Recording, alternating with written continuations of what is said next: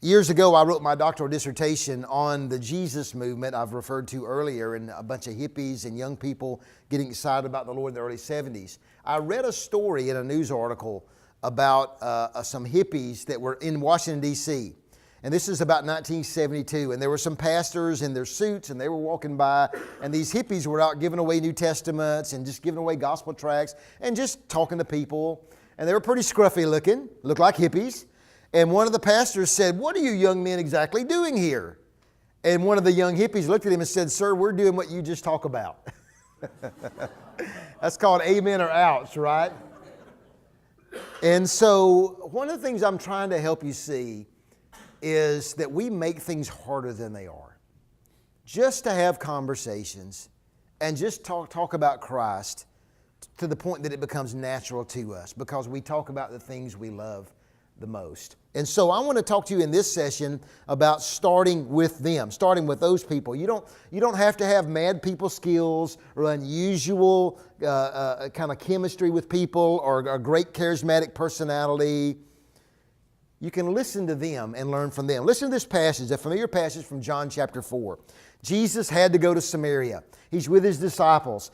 Jews didn't have much in common with Samaritans. Many of you will know that story. But listen to what it says. In verse 7, it says, "A woman of Samaria," now we know this woman was very immoral, "but a woman of Samaria came to draw water," and this is what Jesus said, "Give me a drink." And he's asking politely. His disciples had gone to town to buy food. "How is it that you, a Jew, ask a drink from me, a Samaritan woman?" she asked. For Jews don't associate with Samaritans. Jesus answered, "If you knew the gift of God, who is saying to you, 'Give me a drink,' and you would ask him, and he would have given you living water." Jesus simply started where the woman was. He didn't start by condemning her. He didn't start by pointing out her flaws. He didn't dodge those later in the conversation, but he simply started where she was. Here's a lady with a water pot. He's thirsty, and he started with her to have a conversation. And so I want to encourage you with that. Principle number 6 is this. Expect people to be open to the gospel. Expect people to be open to the gospel. Don't expect people to be totally disinterested. I promise you, when I'm talking to people on airplanes and as I'm talking to casual people that I meet or people that I know, people are not uninterested in talking about God. When I worked construction in college, I worked with a bunch of pagans. I worked with a guy who had been 34 years in jail for killing 2 people. I worked with a guy who had spent 26 years in jail for armed robbery. And you know what I discovered working with these guys? I was the only believer on this work crew, concrete crew. What I discovered is these guys talked about God all the time. And I remember thinking, man, it's like these people talk about God more than we do out in the culture. You know, so it's not that thing. So expect people to be open to the gospel. They may not be open to receive the gospel in that moment, but expect them to be open to talk about good news and learn to share Jesus where they live. 2 young pastors came to the great preacher, Charles Spurgeon, and they were disappointed in their churches. Their churches weren't growing. Their churches were struggling. They weren't reaching people. And Spurgeon was seeing thousands coming to his church every week.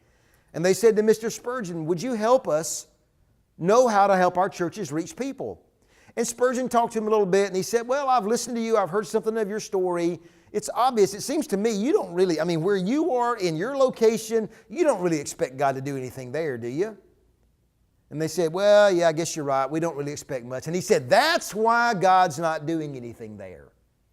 There is potency in expectancy." Here's 2 people. This is Billy Baptist and Bobby Baptist. I'll say that because I'm a Baptist, okay? Billy Baptist wakes up every day and thinks, man, people aren't interested in Jesus. I don't want to mess with people. I don't want to offend anybody. I just want to read my Bible and go to church and live my life and kind of be left alone. That's Billy Baptist. Now, Bobby Baptist, I forgot who I said, but Bobby Baptist, let's say, Bobby Baptist says, I believe people are open to things. And I believe God's at work in this world. And I believe God is at work in people's hearts. And I want to partner with the Holy Spirit today. And I want to look for opportunities to encourage people, to bring joy, and to speak to people.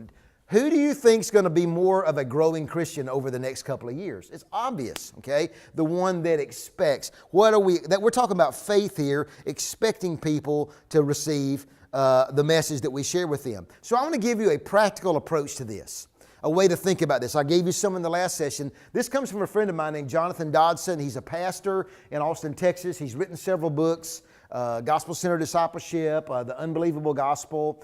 But talking with Jonathan, he discovered an approach to share the gospel, especially with unchurched young adults, that's more of a kind of a counseling approach. And so first of all is listen to their story. We talked about that earlier. Just listen to people's story without passing judgment, just listen. But then empathize with their story. What that means is you find ways you try to understand their story and maybe talk about your own issues. If they talk about brokenness, you talk about your own brokenness. So we're not coming across as holier than thou like we have it all together, but we have struggles as well. I remember hearing the story the first time of Rosaria Butterfield. You may or may not know the story of Rosaria Butterfield. She was a tenured professor of English at Syracuse University and a lesbian in a lesbian relationship. And she wrote a letter to Promise Keepers. She was offended by Promise Keepers, and she got a stack of mail supporting her from her community, a stack of hate mail from Christians, and then she got a letter that she couldn't tell which stack to put it in. It was from a Presbyterian pastor in her town, and he was kind to her. He was polite. He was affirming of her, but he pointed out some ways where he felt like her position was wrong. Led to her going over to have dinner with he and his wife, finding out they're pretty normal people. They're not as odd for God as she thought they were. She said as she began to build a relationship, this happened over time, a very bright lady, she began to pull her van up with all of her anti-Christian kind of stuff, and she would sit at the edge of the parking lot and watch these massive homeschool families pile out of their vans, as she described it, go into this church. And she remember thinking, I can't go in there because those people don't have any problems. And then she finally went in there and she heard a young mom talk about the brokenness in her heart of when they lost a baby. And she realized these people are just like me. They have hurts as well. They have struggles as well. And she ultimately came to Christ, and guess what? She's now married to a Presbyterian minister. So how about, not the same guy, by the way, different one. I want to point that out. But it's an incredible story. But see, she had somebody listen to her story, empathize with it without affirming, like we talked about, and then redemptively retell the story. Well, this is what it could look like. I was a young pastor years ago. I was in my 20s. I was ignorance on fire. I didn't know what I was doing. But I was a pastor of a little church in Weatherford, Texas, where we had more tarantulas than people on a rainy day. And that'll bless you. And I killed copperheads in our driveway with some regularity. Well, one day I met a guy named Randy. Randy was dirty, greasy hair, just rough-looking young adult guy. Turns out he told me his story. He was married to a lady in Oklahoma, had a couple of kids, had some struggles, and moved down to our area, and was living out of his car, was basically homeless. Life was falling apart, and he had moved in with this girl that he met at a bar there in town. And he came and we began to talk. So I listened to his story, and I just listened to him tell me all the brokenness in his life. And I tried to understand it, and I talked to him about some things in my own life. My wife and I at that point in time had been married about 6 years. We couldn't have kids. We didn't know if we'd ever have kids. And I said, I don't know your story the way you do, but we've been through some difficulty as well. And I tried to empathize with him and say, look, man, sometimes life's just tough. Life is hard. But this is how Christ has rewritten our story and given us hope, even when we don't always have what we wish we had. And this is what it could look like if Christ came into your life and repaired your family.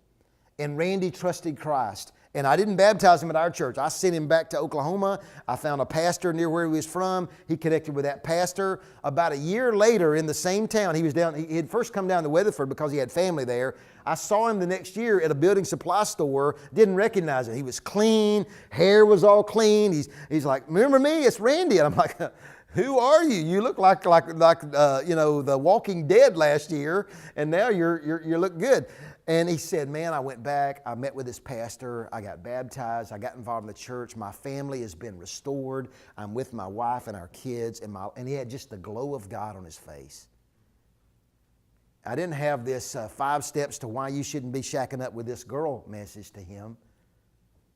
I empathized with him, and I tried to show him a better story, okay? Show him a story that was much better. It was obvious his story wasn't good.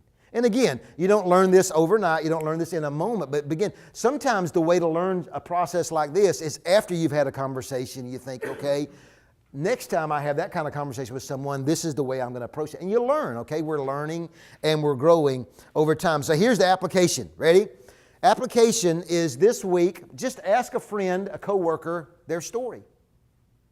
Just ask them their story and just listen to it and see how you can empathize with it. What do you have in common with their story? What is similar to you? And share your own vulnerability and your own struggles along the way. And then show them how Christ has rewritten your story and how He can rewrite your story as well.